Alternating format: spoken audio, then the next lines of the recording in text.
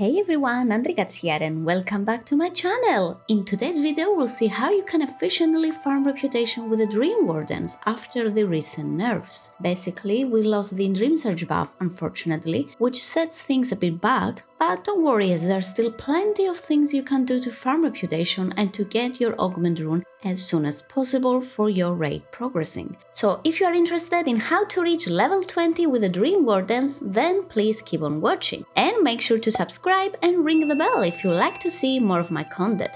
Without further ado, let's jump right in. First and foremost, I'll start by explaining various ways to get rep, and in the end I will tell you how you can min-max. So just make sure to watch the entire video before you go ahead and start grinding rep, because you might skip some of the very important parts and there's not going back afterwards. First of all, you will start by completing the main campaign. There are 6 chapters in total and each one will grant 2.5k reputation. In the first week, we have 3 chapters available to play through. The first one gives 2.5k reputation directly and then the rest grant reputation tokens. It's best to save up these tokens and to use them at a later time along with some reputation boost buffs. I mean, don't get me wrong, you can use them right away if you want, but I would recommend holding on to them a bit longer, and I'll explain in a bit why. Once you make your way to the main town in Yggdrasil, you can grab the weekly quest Worthy Ally. This one is offered by the Renown Keeper and it requires collecting 1500 rep and it grants 500 reputation as a reward. So make sure to pick it up before you start doing anything else. Aside from the main campaign, you can also complete side questlines that will reward reputation tokens. There are 9 side questlines in total and you can find their coordinates down in the description. In the end, these will reward with various reputation tokens from 250 up to 1000 rep. 8 of these side questlines will be available from the get-go, but the Rathian questline will become available on the next reset on November 14th. Honestly, they're so fun to do and they take very little effort from your part, and in the end you will get a good chunk of rewards, so might as well do them and don't skip them. As I mentioned, many of these questlines, either from the main campaign or the side questlines, will grant rep tokens instead of direct reputation. These can safely sit in your bags for as long as you want if you don't use them. So let's have a look now at when it's the best time to actually use them. For starters, you can wait for the Darkmoon Fair, which grants a 10% reputation buff when you sit on the carousel. This event luckily will be active when the patch releases until the 11th. Basically, if you have this buff on, any activity that you do in the zone which grants reputation will also grant a 10% bonus reputation, which is really good. And if you want to save a trip to the fair, you can also buy the Darkmoon top hats. These will also grant the same buff for 1 hour and you save a lot of time of keep going back and forward. Another time-limited event is the WoW 90th anniversary, which runs from November 16th until the 7th of December. When you log into the game during that period, you will receive a mail, and when you use the token, which looks like the WoW token, you get a 19 rep boost. So it's best to save up your tokens for when these buffs are active, depending on what time you see this video. And thus, the ideal time for you to use any reputation token is with the anniversary reputation buff, as it gives 9% more reputation than the Darkmoon equivalent. So, you can save a bit of unnecessary grind. And if you want to take it a step further, I have another way to increase the reputation you get by these tokens by 100%. So stick until the end of the video to find out how it works. Okay, so some other one-time things you can do from the moment you step into the Emerald Dream is start collecting treasures. Make sure to have the 10% Darkmoon Fair buff as well to not miss any extra reputation. Or you can wait the anniversary buff to get a bit more reputation. It's honestly up to you and how willing you are to wait. There are 4 chests called Unwaking Echoes, and each one will yield 200 rep along with other goodies, so that's an easy 800 rep right there. These chests though are a bit special. In order to interact with them, you have to be in a sleep form. What I mean is, in order to click on them, you have to type /sleep so that your character falls asleep. Your dreaming character will then show up and you'll be able to open the chest. I have all the coordinates down below, and here's a quick screenshot of their approximate location. On top of these, there are another 3 hidden treasures which give 200 reputation each. These are a part of the treasure achievement in the Emerald Dream, but so far only these 3 will net reputation. The rest give toys and other goodies. Again, it's best to wait and open these treasures once the anniversary buff is up. Or if you don't want to wait until then at least use the Darkmoon Fair buff. Aside from the treasures, another easy way to get reputation is by killing the elite rares in the zone. Each one gives 25 direct reputation and also gives a Dryad supply pouch, which also contains another 25 rep. These rares can be killed daily for 50 reputation. Speaking of repeatable content, war quests are one of the best ways to grind reputation in any given faction, and Dream Wardens is not an exception. Each war quest rewards 50 reputation, but sometimes they do also offer extra rep as a bonus reward. Elite ones usually give 100 extra and normal ones give around 75.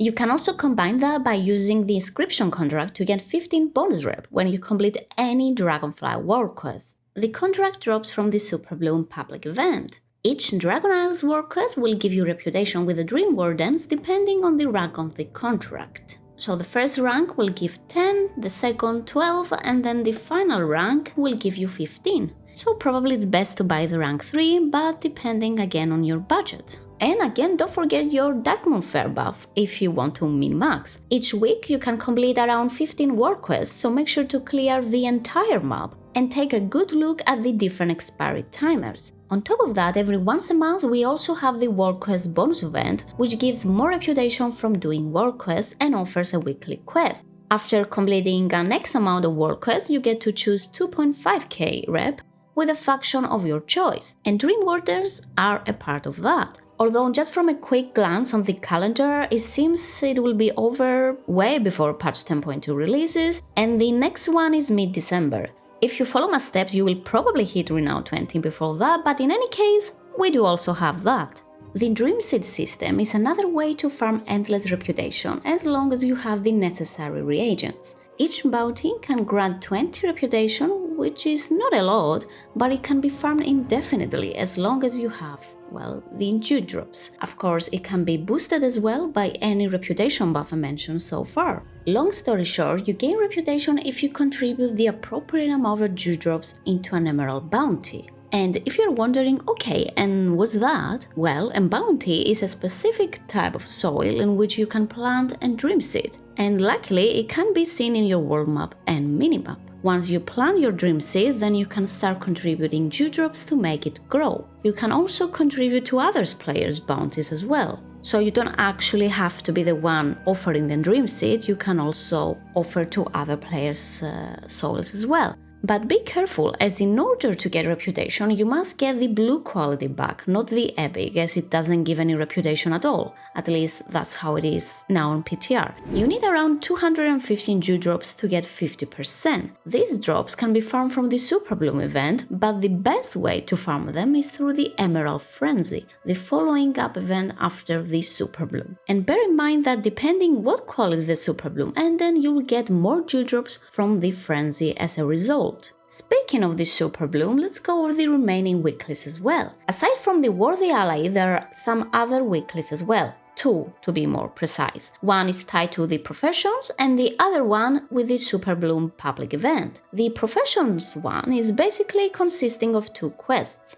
You need to complete the first quest and then you'll get a follow-up one. Here in the central encampment in Amir Dressel, inside a tent, you will see these 2 NPCs, Erandra, who is the NPC who offers these 2 quests, and Vashonir, who will help you create the needed items. The first quest asks for a delivery of 1 crate. You can craft it by creating any of these items from the list here, so no matter which one you end up choosing, they all lead up to the creation of 1 shipment of goods. You can buy all the ingredients for the auction house as well, or you can farm them. Upon completing this quest, you will get 250 rep with the Dream Wardens, and then she will offer another quest asking for 5 more. The second quest also grants another 250 reputation, so that's a total of an easy 500 rep you can get every week. You can use your Darkmoon Fair buff as well for another extra 50 rep.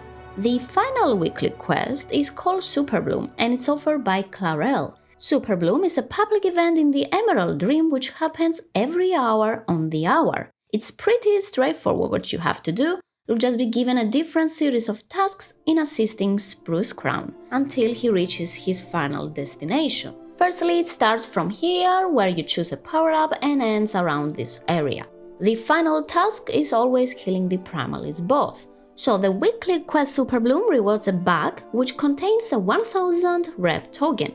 You can also save up your token for the anniversary buff to get even more reputation. It's not really clarified if any subsequent Superbloom completions will give any reputation. At this stage, they used to give 100 reputation in the early builds of PTR, but now they don't seem to give any at all, so take that with a pinch of salt. That's pretty much all the known ways to get reputation at this point, but you can make all of that double if you take advantage of the account perks. So the way this works is when you reach Renown level 10 with any character with the Dream Wardens, you will unlock 100% bonus reputation for all of the rest of your characters on the same account. And that's until they reach level 10. So the best way to go at it is to start grinding all this reputation with your alt first. And I repeat, on your alt, not your main.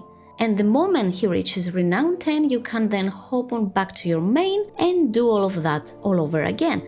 But this time you will get 100% more without doing any extra work. Save your tokens and treasures to use them with the anniversary buff and the 100% account perk, and just think how much reputation you will get if you do that. That's a total of 119% extra reputation with these two extra reputation boosts. And again, for the things that will go away until the next week, you have the Darkmoon Fair to use instead of the WoW's anniversary buff. And disclaimer, numbers might eventually change until 10.2 hits live, but at the moment this is how it is. And yeah, that's pretty much all, guys. I wish you a happy grind, and as always, thank you so much for watching my content. Drop a like if you have found this video helpful as well. Make sure to subscribe and ring the bell if you like to see more of my content. You can also find me over on Twitch at twitch.tv/AndregatsGames, where I'm mostly streaming World of Warcraft. Good luck with whatever you're doing, and I will see you all on the next one. Bye!